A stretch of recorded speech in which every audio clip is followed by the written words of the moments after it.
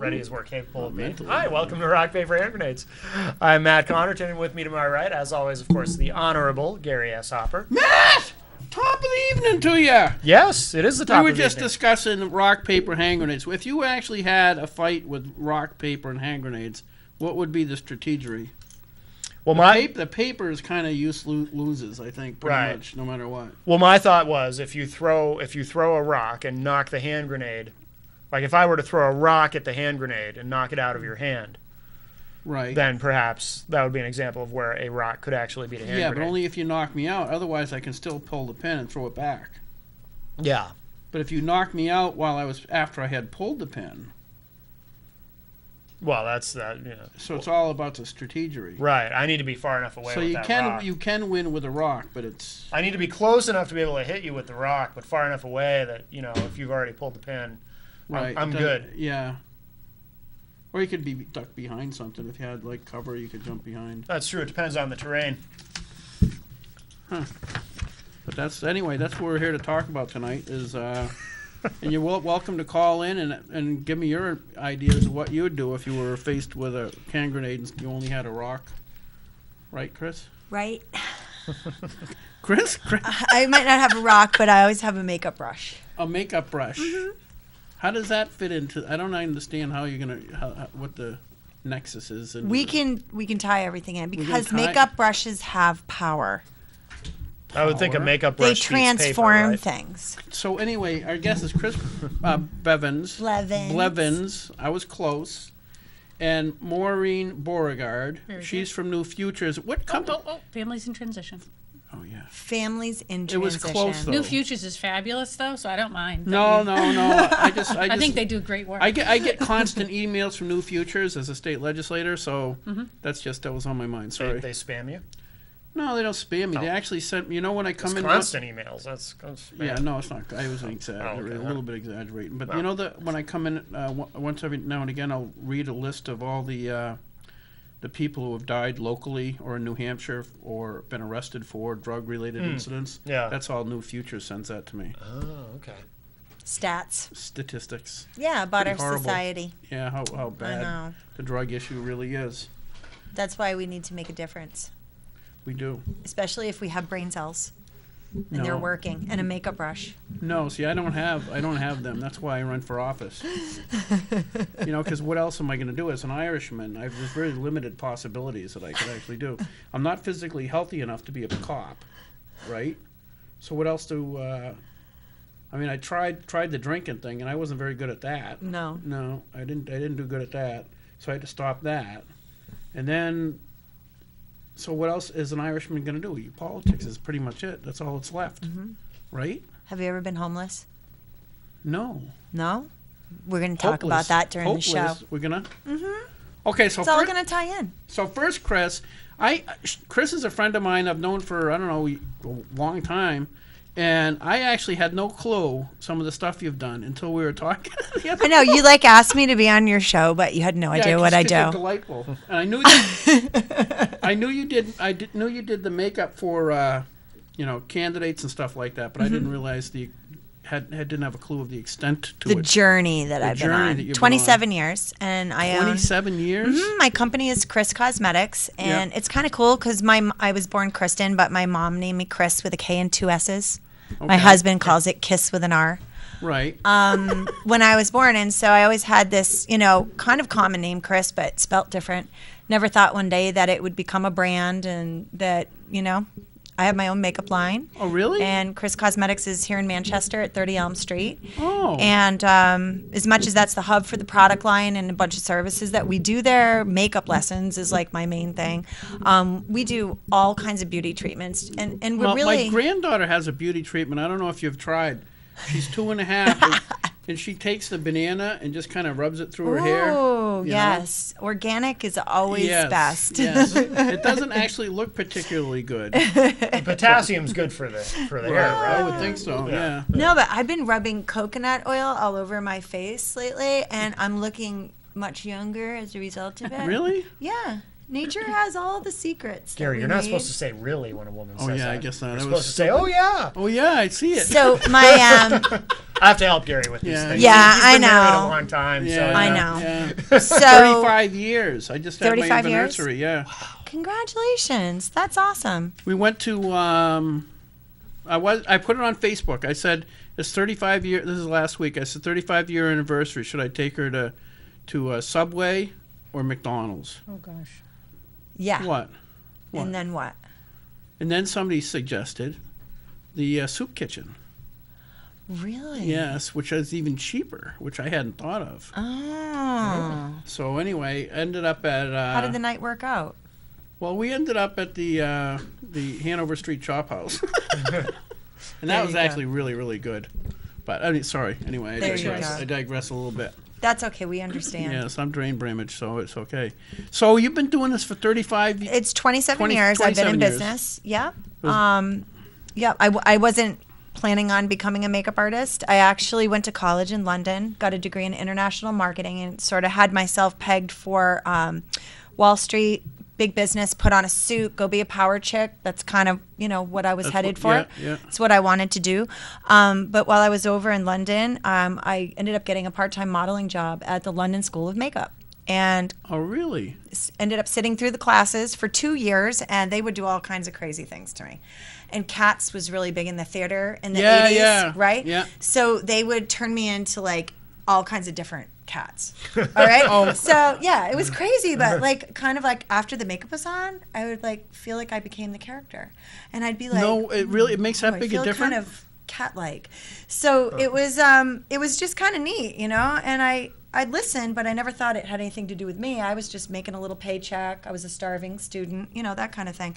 So I wasn't homeless, but I did have cockroaches in my flat. It was pretty bad. Yeah. I was living pretty shabby. Yeah. But, I was grateful for a roof, that's for sure. So anyways, I had a couple courses left to do, and they didn't offer them there. So I came back here to the States and went to Southern New Hampshire University for classes, and they were having a pageant. And I kind of got entered on a little bet to enter and see what would happen, but you needed a talent. And I was like, not a great dancer, not a great gymnast, but my mom came up with the idea, let's be really creative and put you in that full cat makeup, and why don't you do some character dance to Jellicle Ball from the musical Cats right. in full cat makeup. So that's what I did. Ended up winning that night, and then the next morning was first rehearsal for Miss New Hampshire, and 3 weeks later I was crowned Miss New Hampshire in Oh, that's 1987. cool. No idea. And then, we're learning some things tonight about each other. Wow. And then 3 months later, I was competing in Miss America when it was still traditional in Atlantic City on national TV. And all of a sudden, like, my life changed. I was out speaking, meeting political figures, and everyone was giving me the nickname, the Makeup Girl. I still didn't get it. Until one day I was volunteering my time to help a Now, girl. why did they give you that makeup? Just Because my makeup was so awesome. The cat makeup and the glam makeup. It was okay. the 80s, and it was big hair and lots of makeup, and I was good at it. Yeah. And so they were calling me, oh, you're the makeup girl. And I never put it together until one day I was sitting at a kitchen table, and I was volunteering my time to help a girl to, learn how to do her makeup for a pageant. Right. And I call it a divine 2x4 white light experience, but I got goosebumps all over, and a voice said to me, clear as day, you're going to be a makeup artist. And I call it my makeup angel, but that voice has been with me, guiding me ever since. And within 5 years, I was working for the White House, traveling, doors opened. I really believe that day that doors opened to my destiny.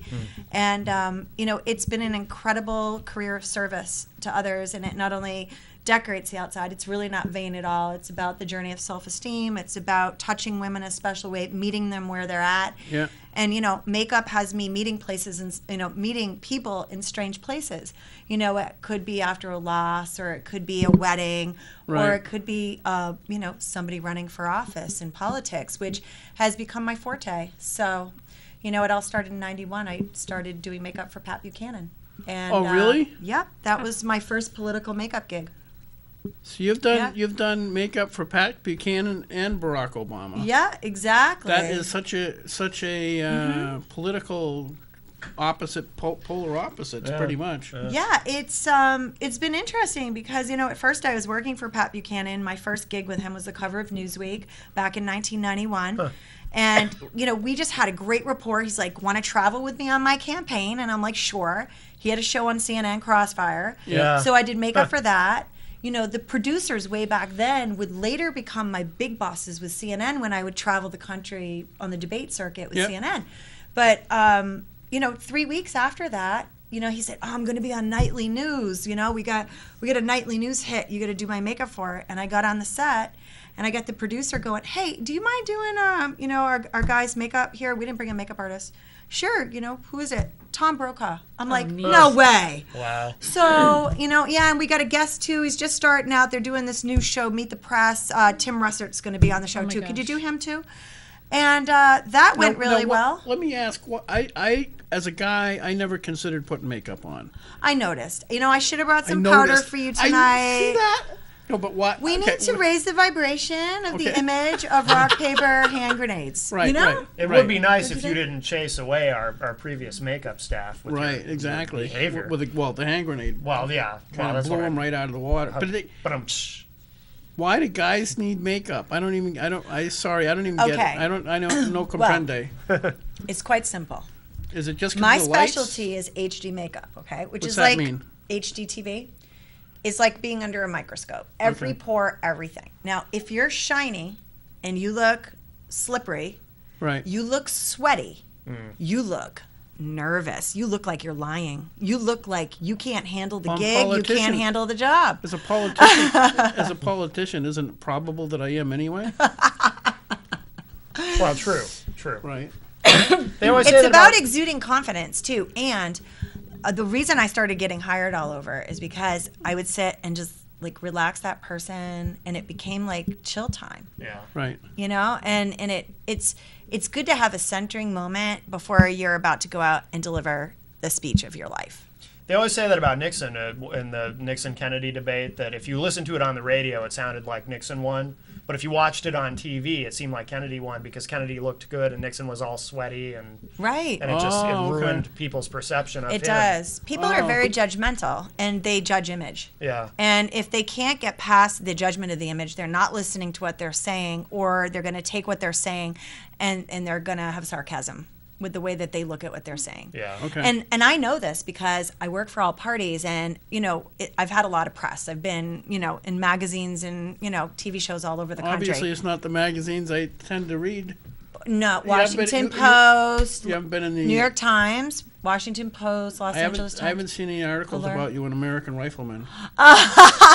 Well, not yet. But Not yet. I don't do camo. Thank you. Yeah, I love animals. Anyways. Yes. Go so. Go ahead. So, anyways, I don't know. I can't remember. You were talking about you started. You did Brokaw, and then you. Oh yeah.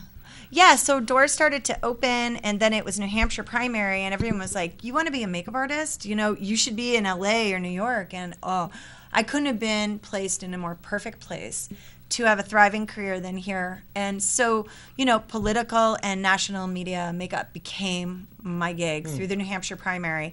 My company now, houses like many makeup artists that I've trained. We handle all the makeup needs for all the networks when they come in and do the primary.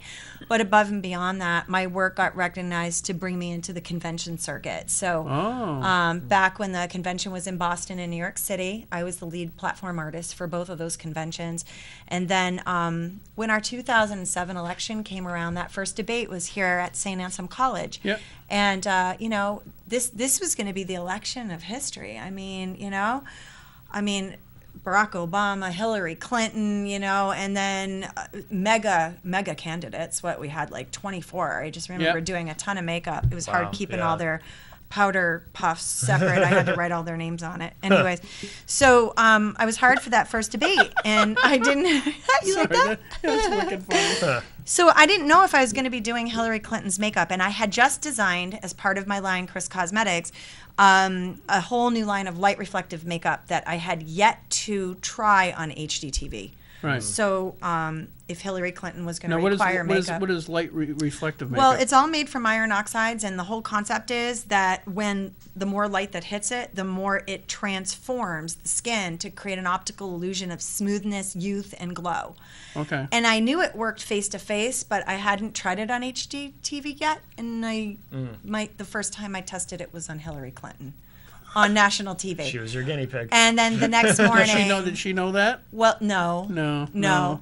But it was kind of a neat experience because I sat before her, and her assistant was standing there with this obnoxious red lipstick going, this is her lipstick, and I looked at it and, something comes with age. You just get bold, and I just looked at the lipstick and I said, I'm not feeling it. And Hillary Clinton looked at me. She said, Chris, then you do what you feel. And she just like this gave me her face. And I was like, something came over me and I just went nuts and I mixed 3 lipsticks and I put them together and I did my thing and then I was off to the next candidate. Yeah. And it was magical. I knew it. I knew I'd done a great job, but I had no idea how it was going to look. Well, the night was busy. I was doing Anderson Cooper show really late. The next morning, 5 o'clock makeup call, 2 hours sleep. And everyone, like Ariana Huffington, comes into my room. She goes, what did you do to Hillary Clinton last night? And I was sort of like, what do you mean? What did I do? She said, there's that moment where you've either ruined your career entirely or something really huge is about to happen. She said, word has it all over the internet that she's had a facelift. But this morning on Good Morning America, she was back to her usual self. Everybody knows it was the makeup and they want to know who it was. And I said, well, Cool. and furthermore, they wanted the lipstick. Right. So, the press just went nuts and great. Boston Herald and, it permeated everything. I ended up getting a 3-page color spread in the Los Angeles Times, which I'd been told would cost $1 million in advertising, which opened up a whole market for my makeup line in Los Angeles. Wow. I still, to this day, from 2007, have women ordering Chris Cosmetics from Beverly Hills. Wow. New Hampshire rocks. Yeah. Yeah, and that's awesome. So the next day, I got the head guy from CNN, Sam Feiss, said, Chris, what are you doing for the next 18 months? And I said, I don't know. What are you asking? And he goes, well, I'm telling you. You're a new chief of makeup for CNN special events. Pack your bags. You're on the road. And I went on the road with the presidential candidates, all parties, for 18 months. I was on an airplane traveling and just... So CNN arranges for all that stuff? Well, yeah, CNN at If that they're on point in that CNN, election. obviously. Yeah, I also ended up doing a lot of work with NBC as well, ABC, all the networks with debate coverage and stuff, Yeah. mostly in New England, but with CNN I went national. Right. And I had truly the best makeup gig in the entire world for 18 months. And what an honor and a privilege to be behind the scenes with, the next leader, Yeah. Yeah. And Do you get nervous in those situations or? no, I love it. Yeah. Yeah. I think at first, like, I got that stage fright. It was more like, when somebody famous is in front of you and you're not used to it and you have to touch them and make them look good. It's Right. is this really like, Ben Affleck?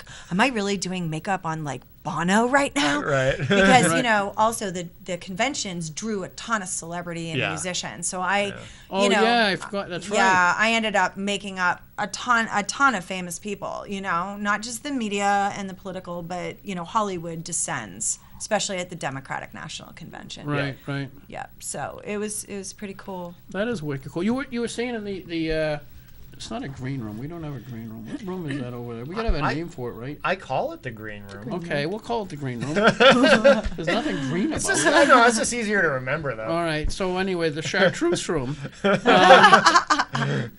Something happened with Barack Obama when you were doing his makeup.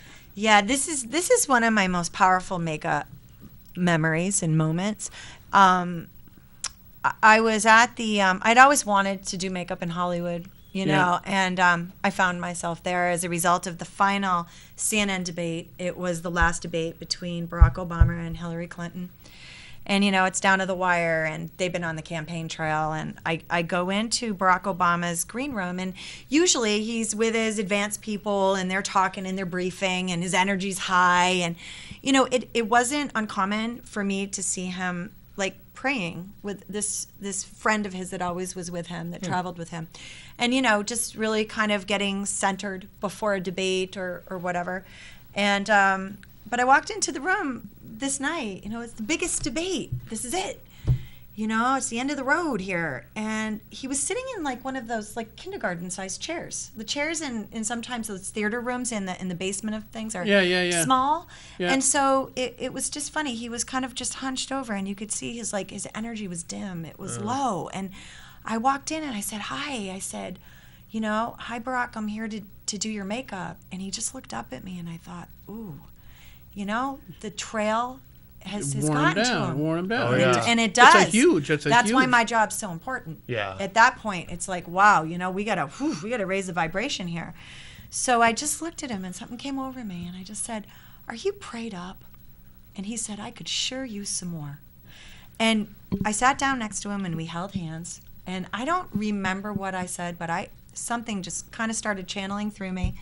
And I do remember what I said the moment he perked up.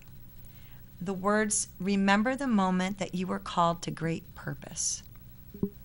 And all of a sudden, he just lifted up. And we did makeup, and then he went out, and he had the debate of debates.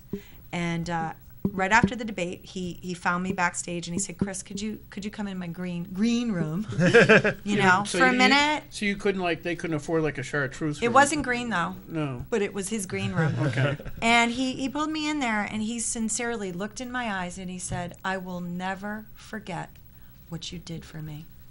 And that's why I say, it's the makeup brush, but it's so much more. It's an opportunity to be of service to people in their moment of need. Yeah. Well, it's also wicked intimate. It's not. It is. It is. It's not. And I have a lot of stories I'm not going to tell you, Gary. Oh, come on. I know. I could. Well, I've had opportunities to write a book, and I had to say no because I'd never work again. Yeah. Right. Right. There's this totally sacred, pact with my clients because I work for all parties. Right. And I just, I feel like in a sense, my makeup brush is the answer to peace. I know this sounds really crazy, but through the makeup brush and just a desire to be present and help people, I'm able to cross all parties and have no judgment whatsoever, about what they're saying, but more about who they are behind the scenes. Right. I get the real candidates. I get the real people, the authentic people. Right. As opposed to the persona that they're trying to, because they handle, as far as I'm concerned, what I've seen on, even on my own campaign, which is minuscule comparatively speaking. You totally have a makeup artist now, though. I'm just telling you, I am going to be there for you. Thank you. With powder. Oh, with powder. Yeah. We got my own powder puff thing. Yes. Yeah. With your name on it. Anyway. Can I have some water? There's a water boy over there. Oh, water boy. Yeah, Mark. Mark the water boy. Water boy. Her husband, he's so strong, right? I went up and touched him to get his attention. I chipped a nail. Did you? Yeah. Thanks, honey. Well, that you probably need more calcium then. Yeah, probably. Stronger nails, yeah. The other thing, a lot of it's kind of exciting and fun, but I've also been in some extremely dangerous places. Really? Yeah, with makeup. One of the ones was post September 11th, and I was hired to do Tom Brokaw's makeup for Nightly News. Right. At Logan Airport, as former President Bush was making the first transcontinental flight across the United States from Texas to Boston to open the airways for the American people. And, driving in there, I was the only civilian allowed in. There were SWAT guys everywhere. And, just the tension of September 11th being 2 weeks prior to, and feeling as though this, what am I doing here? And I look at my brush and I say, wherever my brush is meant to go, I'm going to go. But, it's moments like that I realize, wow, did a lot of Boston Marathon bombing coverage, makeup down there. That's the Kennedy intense, yeah. funerals, I've Wow. done makeup for both of the Kennedy funerals. And, really cool history, really cool to be knit into history through a makeup brush. Yeah. That is really, really cool. But I know as far as the real person, and that I know when I was running for a special election in 2007, there's a certain group that handles all the there's certain groups that handle campaign ads and stuff, and they said in your campaign you have to say you're sick of the corruption in Concord and you want to go back there to change things, or something like that. I don't remember what the words were. And I says, yeah, but that's not true. There's a lot of really good people in Concord. I don't want to say that. And I had to argue with them.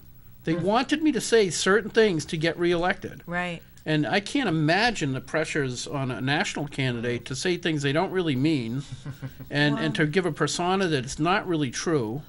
But with you, they're just going to be, they don't have to pull that kind of crap. I've helped candidates write speeches. At Really? The last minute. Oh wow. Yeah. And, should I say this? Should I say that? Sometimes came up, and it was like, speak from the heart, be authentic, Right. be real. What do you have to lose? Because if you get into office and you're authentic as you go in, you can be authentic when you get there. Right. And Yep. isn't that what it's all about? I know. There is a complete lack of authenticity on the national, and that goes with both parties. I'm not picking on any No. particular party, but it's rampant.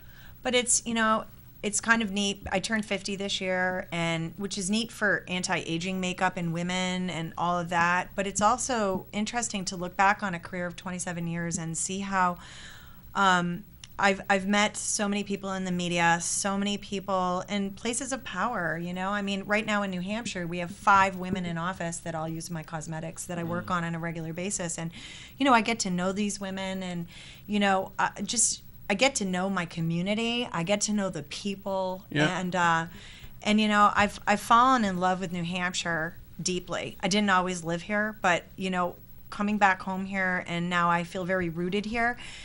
There's something about being where I'm at in my career and in my business, having the blessing of being successful for 27 years. Like, it's about giving for me now. It's about looking to our community and seeing where those miracles are happening, and putting my energy into some of that. And that's why, Maureen Nice. and That was I a are sitting We here. were wondering how she was going to transition to that was Smooth perfect. bridge?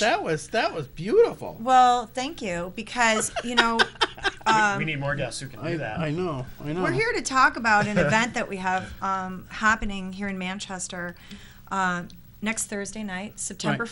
4th. September 4th. Yep, it's the Ride for One. Wait, I Am One. That's Saturday, right? Saturday? It's Thursday So, night, Thursday. 5 to 9:30. Oh, so 5 to this- 9:30 at okay. night at Veterans Park in Okay. Manchester. And Maureen is the founder of Families in Transition, and we're going to hear more about And Families president. in Transition. Absolutely. She's the queen bee. She's the queen.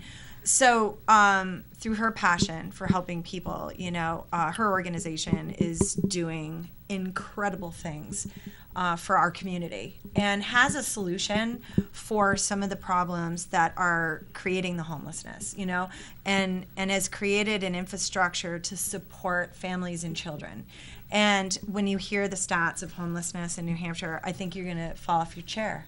And I hope you don't hurt your other arm. I'll fall that way. But, I'll fall yeah. towards Matt. Maybe I'll hurt But him. it's really unbelievable. We take for granted we live in this beautiful state and all this great stuff, and we get so distracted by everything, and we don't realize that there are people that are really suffering here. And so our event is to raise awareness about child homelessness.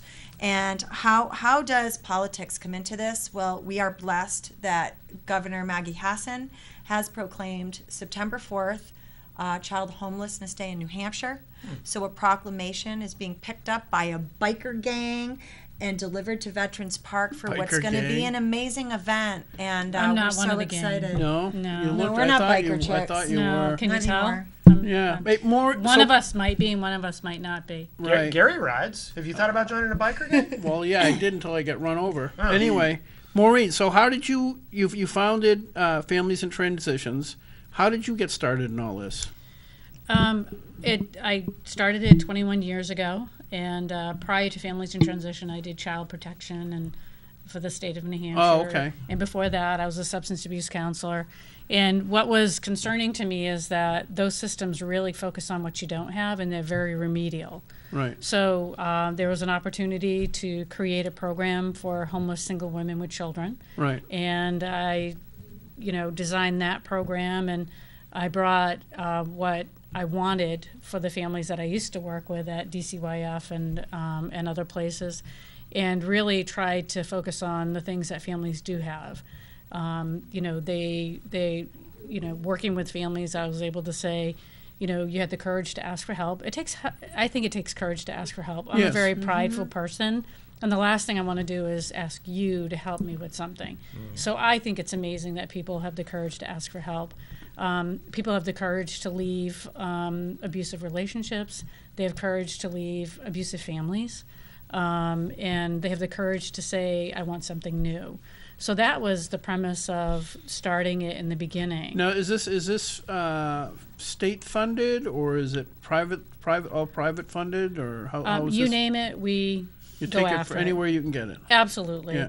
And Even from biker gangs. even from biker gangs. Sure. Absolutely. Absolutely. So it's been a while since I've been at Families in Transition. In that first year, I had 50 referrals, and Yeah. I thought, oh my gosh, there are 50 women with children who need a place to live.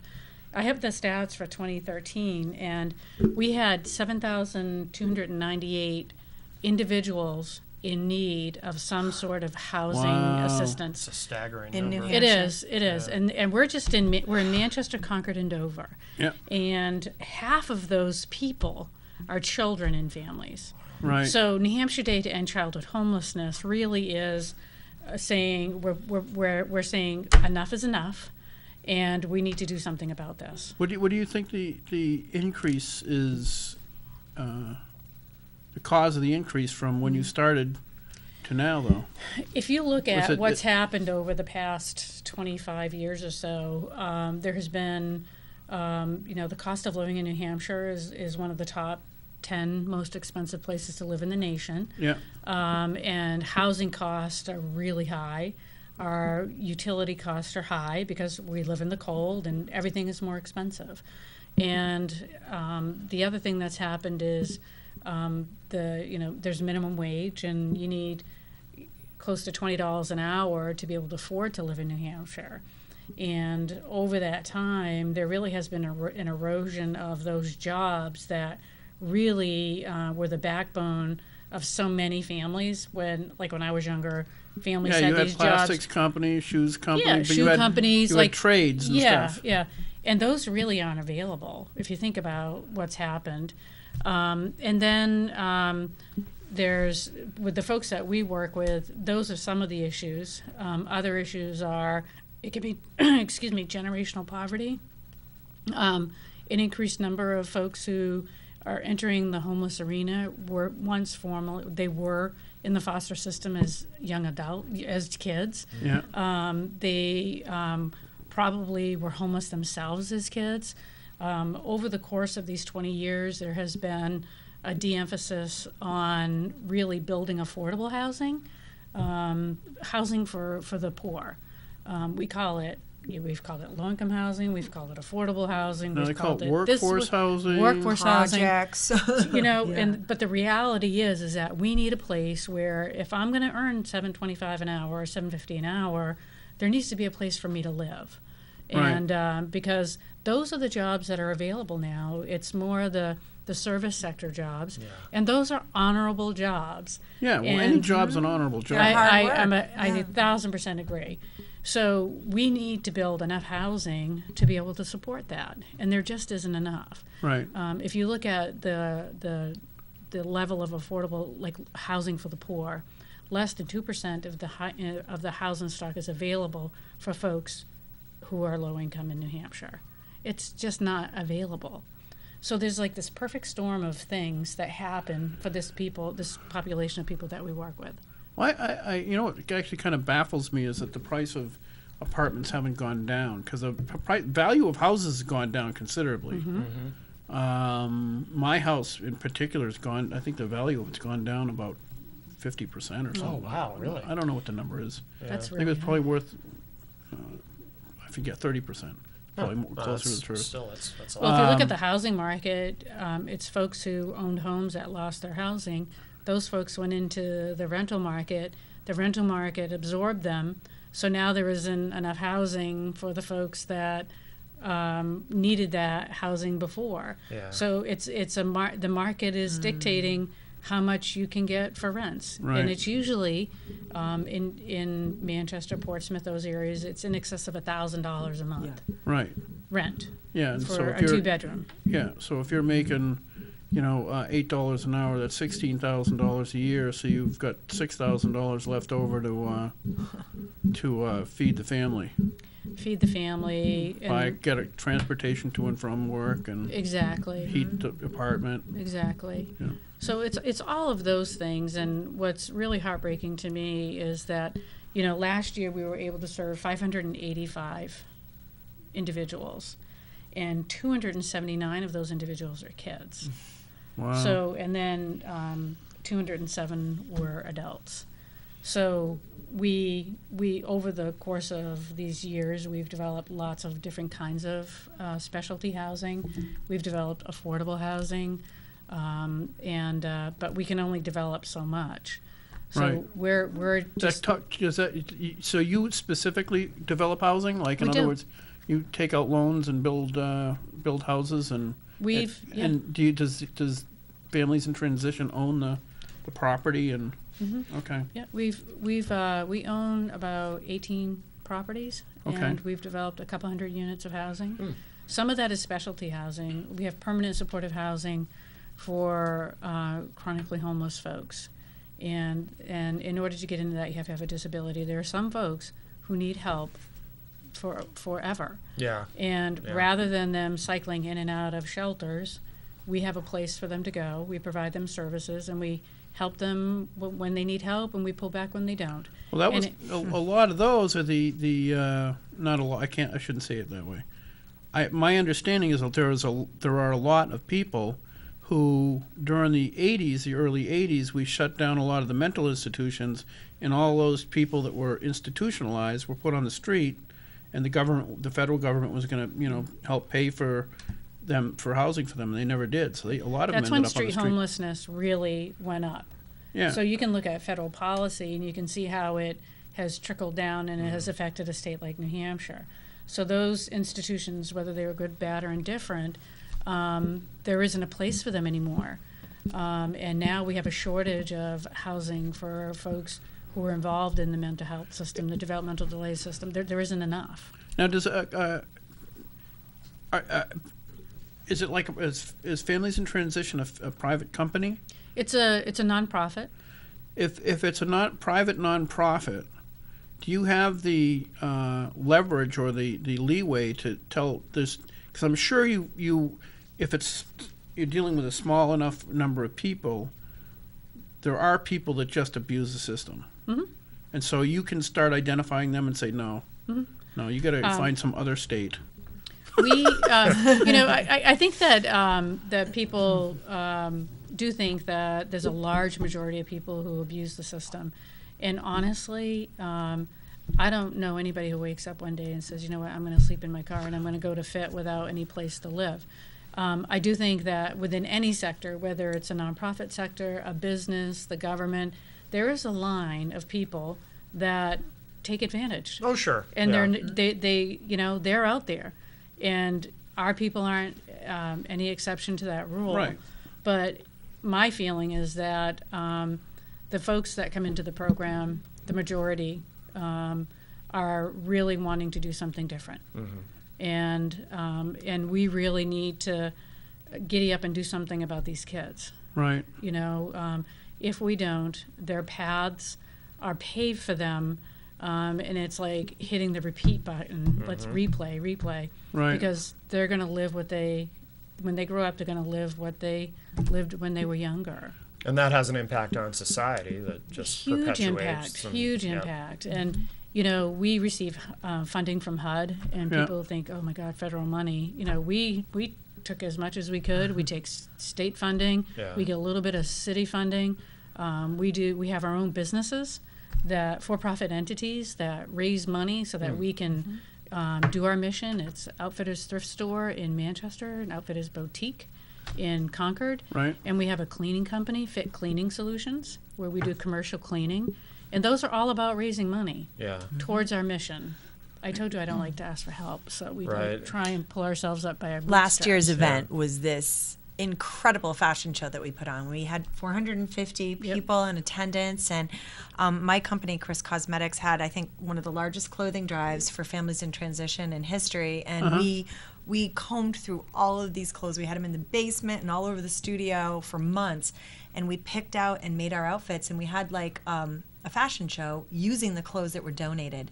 Then all the clothes went to the stores, and we had women who have come through the whole experience of families in transition, from homelessness to thriving in their life, modeling in the show, and it was just incredible. And you know, people really want to help, and it started a heartbeat. So our event this year, that's happening next Thursday, is this year's version of what we're doing to you know, let the community know what Families in Transition is all about and how much it's helping. Yep. And you know, it's funny, the first time I heard about Families in Transition as a business owner in the community was from women coming to me that were living there, that came to me for a makeup lesson because they wanted to prepare their image for some job interviews that they had been prepared for. They were confident, they were ready to move on to the next, you know, phase of their life.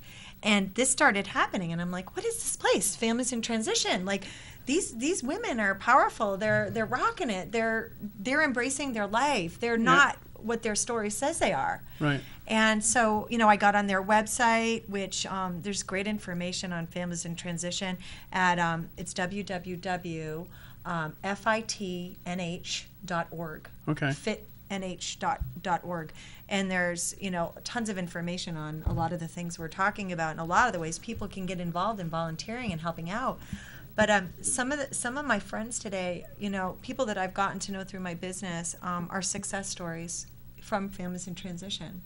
And, you know, that's what brought my passion into it, you know, to want to be a part of this organization. Yeah. So we'd love to have as many folks from the community come out and support us next Thursday. And people are talking about, well, you know, what's the takeaway from this event? And the takeaway really is that the community cares, and that we're going to raise awareness on an issue, and where people are going to leave knowing that there is a solution. When you think about homelessness, people tend to shy away and turn their head and say, I can't look. Right. Because you don't know what to do. Yeah. Well, I think the thing is with homelessness, you associate it with the guy that's out on Elm Street asking for $2 for bus fare when he has no intention of going on a bus or being fair. So it's and so that's kind of the problem is there's an image issue. You know what I mean? Creates a stigma. It creates a stigma, and so the people that, and that's why I was asking you about being a private organization. Can you, you know, monitor who's actually really in need? Because I think that's where people get very frustrated. They want to help. Most people want to help, but it's the same thing with a guy out in the street. If I give him $2, is he going to go get drunk, or get high, or does he really need the $2? And as a without some sort of understanding the situation, you don't know. But an organization like yours, where you can actually filter that out, that's really cool. I mean, I've said for years on this program that, to me, the problem with charity is it's dictated by the federal government. Where if it's done locally, like yours, then you can get the money and actually use it correctly, as opposed to the federal government that just sends this much money here and this much money there, and they have no clue what actually happens to it. You know what I mean? There's no real accountability or anything else. You know, it's when people on the streets, I have to comment on that. When people on the streets ask for money, I think that people need to respond and say, there is a place where you can go. You can go to the Day Center. You can go to New Horizons. You can call 211. We need to stop giving money, period. Okay. If we stop doing that, things would change dramatically. What is 211? It's a call center, and you can call 211 if you're an individual or a family, if you have a housing emergency, if there's anything that you need, you can call 211. They're a fabulous asset. Okay. It's in part funded by the United Way, Granite United Way. They did a great job with it. We use it all the time. And I would just say call 211. And, you know, there's a whole issue of panhandling across the state, and we need to stop giving money. The gas can trick What's the in gas the can? restaurant parking lot. Yeah. You have to watch out for that one. The gas can. No, Oh, you, really? you're coming out of the restaurant. You're going to get in your car, and there's somebody there going, "Can with a gas can? Yep. Can you spare a couple dollars for some gas? My car ran out of gas." And the best way to do that I've is, seen that. I'll use my debit card. Let's go to your car. Let's bring it down to the gas station. Oh no, that's okay. Then you know. Right, you know? right, yeah. Right. Yeah. Yeah, I'll figure something else out. Yeah. Okay, sure you will. Yeah. Yeah. Yeah. But when we look at this event, I mean, there's more to this event than there's a concert. Alternate Roots is going to be there. It's a talent contest. We've worked with Frank FM, and a whole bunch of people sent in their music. We chose the final 3, the best of the best, we think. Right. The audience is going to choose the winner. Exactly. Prizes involved. Yeah, and then there's a huge children's area. We're going to do face painting. There's going to be touch a truck. Yes, you'll probably see a lot of cats. Yeah, maybe you know. so. And little temporary tattoos and stuff for the kids and food. And then so it's really a celebration of the work that we've done. You know, the chair of the main chair of the event is Dick Anagnost, and he does a lot for the city, and we're really grateful to him. Chris Cosmetics, Gigunda, Comcast, Spectrum Gigunda? What's Marketing. Gigunda? They're a national marketing firm, Okay. and they're coordinating our flash mob that's Yes, happening in downtown tomorrow. Manchester tomorrow at noon at Veterans Park. you should come. Oh, really? You should Yeah, come. you need to come. It's going to be Noon? so much fun. Get there around 11:45 tomorrow. Is it still a flash mob if it's not a surprise, though? It will be to Technically? everybody else. Okay. That's right. Well, 'cause You're we not have a going to tell huge- anybody, Yeah, right? we have hundreds of thousands of people that. You're not going to tell anybody. We're huge in Malaysia. Yeah, they're mostly Malaysians. But Yes. Yeah. Right. Right. That's what our demographic research has Yeah. shown. Yes. So there's also a Ride for One that Manchester Harley Davidson is doing for us. Oh, cool. And they're going to ride up to Manchester, to Concord, get the declaration from the governor, ride it back, and it's going to be Tell them brought not in. to stop at crosswalks. I made that mistake. We should probably mention the 2014 Dorico motorcycle signed by Steve Tyler that's getting raffled off at the event, And the Courtesy Steven of- Tyler guitar. courtesy of Manchester Harley Davidson. Nice. Very nice. How much are the tickets for that tickets puppy? are $100. We're probably down to the last few, but how do we get the tickets? Go to, Manchester Harley Davidson, well, probably. you Yeah, can go to they have 'em Manchester there. Harley Davidson. Yep. You can also go to IM1NH, IMONENH.org. Yeah. And all the information on the IM1 event is up there, as Right. well as the 'Cause Ride my for One. bike got totaled, so I really need a new one. Woo, $100. You could have yourself a Right. That's a good motorcycle idea. signed by Steve Tyler. That would be wicked cool. That would be amazing. That'd be really cool. I'm feeling the vibe for you. You I, should get a I ticket. still remember seeing him at Boston Garden back when it was the Garden. Oh, a long time ago. Oh yeah. Oh yeah, I was so stoned.